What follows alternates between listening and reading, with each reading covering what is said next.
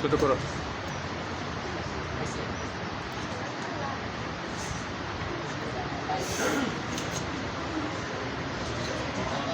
السلام عليكم ورحمة الله وبركاته. نحمده ونصلي على رسوله الكريم أما بعد فأعوذ بالله من الشيطان الرجيم بسم الله الرحمن الرحيم. আজকে আমার বক্তব্যের বিষয় হলো সালাতের গুরুত্ব ও ফজিলত। ইসলামের 5টি ভিত্তির মধ্যে সালাত অন্যতম। সালাত ইসলামের দ্বিতীয় রুকুন বা মূল ভিত্তি। আল্লাহ তাআলা কোরআন মাজিদে অসংখ্যবার সালাতের নির্দেশ দিয়েছেন। তিনি বলেন, ওয়া আকিমুস সালাতা ইন্নাস সালাতা তানহা আনিল ফাহশা ওয়াল মুনকার। তোমরা সালাত কায়েম করো, নিশ্চয়ই সালাত অশ্লীল ও মন্দ কাজ থেকে বিরত রাখে। আল্লাহ তাআলা সালাত আদায়কারীদের ভালোবাসেন। সালাত শরীর ও মন ভালো রাখে।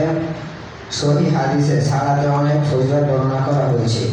মিফতাহুল জান্নাতিস সালাহ, নামাজ বেহেশতের চাবি। আল্লাহ তাআলা বলেন, আল্লাযীহুম আলা সালাতিহি ইউহাফিজুন উলাইকা ফি জান্নাতিন মুকরামুন। যারা সালাতের ব্যাপারে যত্নবান তারা জান্নাতে সম্মানিত হবে। রাসূল সাল্লাল্লাহু আলাইহি ওয়াসাল্লাম বলেন, আল্লাহ তাআলার কাছে সর্বাধিক প্রিয় আমল হলো সময়মতো সালাত কায়েম করা। সালাত আদায় না করা গুনাহ, সালাত আদায় করা ফরজ। যে ব্যক্তি সময়মতো সালাত আদায় করে না সে কুফরি করল। রাসূল সাল্লাল্লাহু আলাইহি ওয়াসাল্লাম বলেন, যে ব্যক্তি ইচ্ছাকৃত সালাত পরিত্যাগ করলো সে কুফরি করল। আসসালামু আলাইকুম ওয়া রাহমাতুল্লাহি ওয়া বারাকাতুহু। মাশাআল্লাহ, মারহাবা মারহাবা।